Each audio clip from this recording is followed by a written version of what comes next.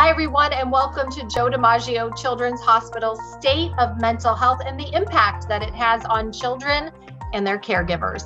Pediatric mental health is at a breaking point, and the pandemic has brought this hidden crisis to the surface. With COVID-19 sweeping our world in the last year, there remains many questions about how we're going to move forward and emerge from these difficult times. We have today Lisa Math. She's a lead advisor for the Behavioral Health Committee of Joe DiMaggio Children's Hospital, also the director of the Family Star program at Family Network on Disabilities, and a certified recovery peer specialist with endorsement working with families. You're busy, Lisa. Thanks for fitting us in.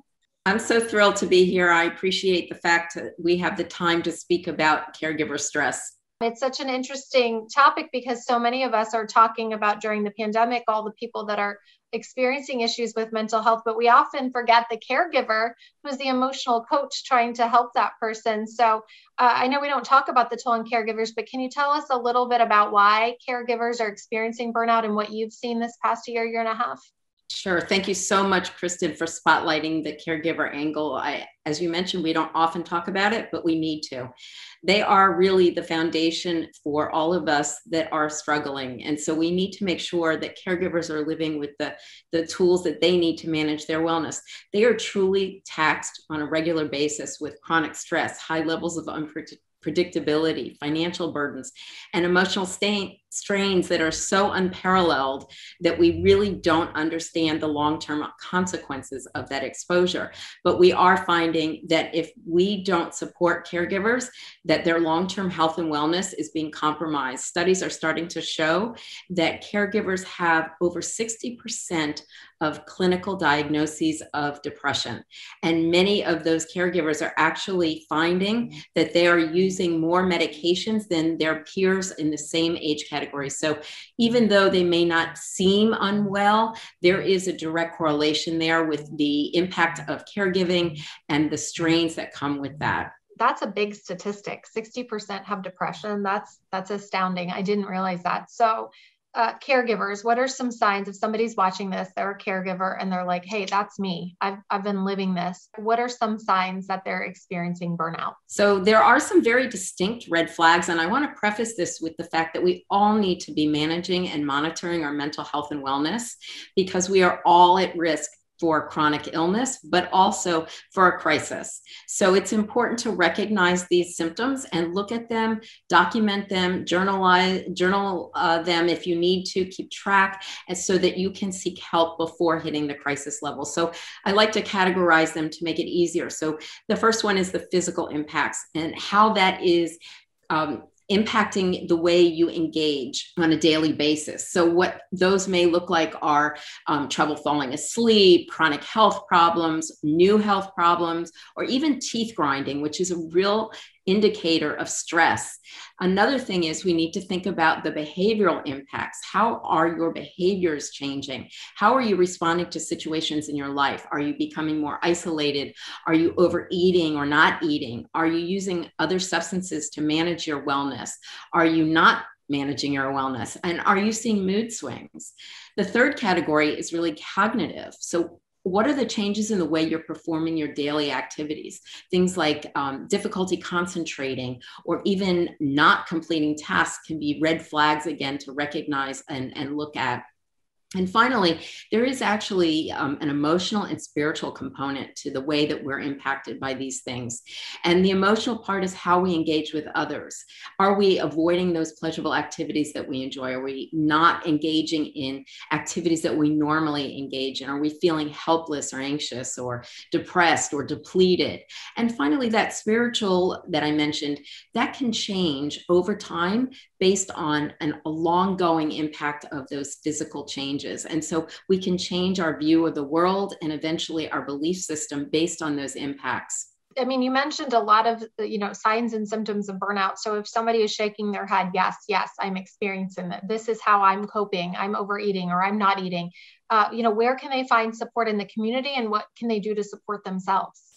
So we're very fortunate that there are many models of caregiver support out there that really help the diversity of the caregiver's needs. And so I want to mention several of them. So that we have professionally led support groups that are available. by clinicians. And then we have support groups that are led by volunteers as well, where families and individual caregivers can go.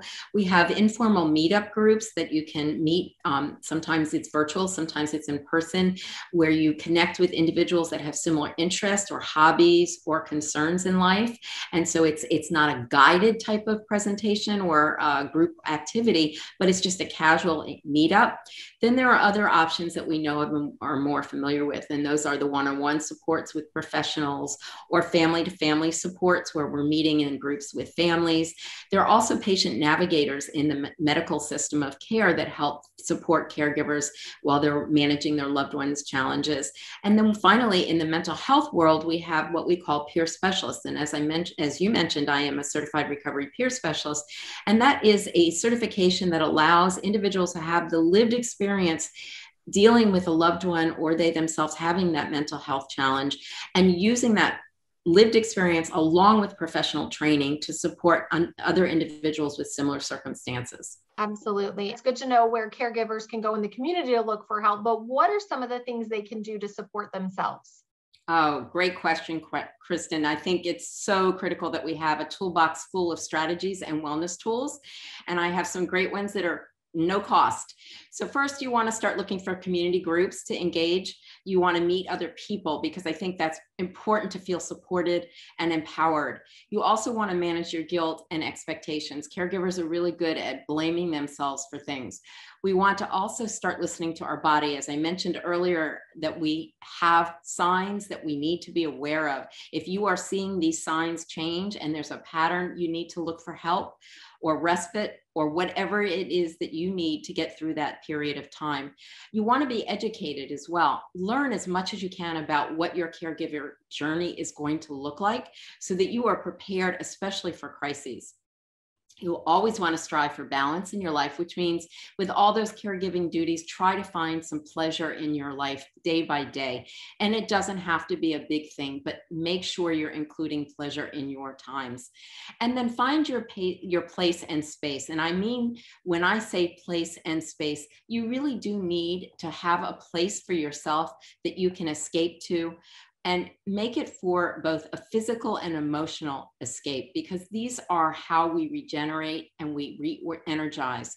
And finally, look at alternative and holistic practices. So many tools out there, mindfulness tools, biofeedback, reflexology, wellness apps, and other resources to support your health and wellness. And so many of them are free. You just got to do the homework and the research.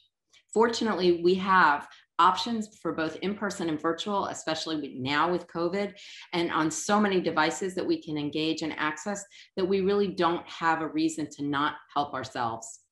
Thanks so much, Lisa. Yeah, I think so many of us have forgotten that we can have fun. Do you have any takeaways or anything you'd like to remind caregivers? Sure. So I'm going to bring everybody's attention to that oxygen mask on the airplane experience that we're all so familiar with. Remember, they always tell the caregivers or the parents to put their oxygen mask on first before they help their loved ones. There is a very good reason for that. You can't help somebody if you're lacking oxygen and you're going to pass out. The same can be said for caregiving. If you are not taking care of your health and wellness first and foremost, you are not going to be the best caregiver for your loved one. And with response to those resources, it's really important. We're fortunate in Broward County to have so many mental health resources. If you need supports, there are agencies out there, and we encourage you to look on the internet to get the supports you need. There are so many out there. Please, please, please take advantage of them. Absolutely. Don't be afraid to ask for help. It's not a weakness. And thank you all for watching. If you need more information about anything you've seen here, we're going to link it, but you can also go to jdch.com/services/psychiatry. Once again, thank you so much for watching, and we'll see you next time.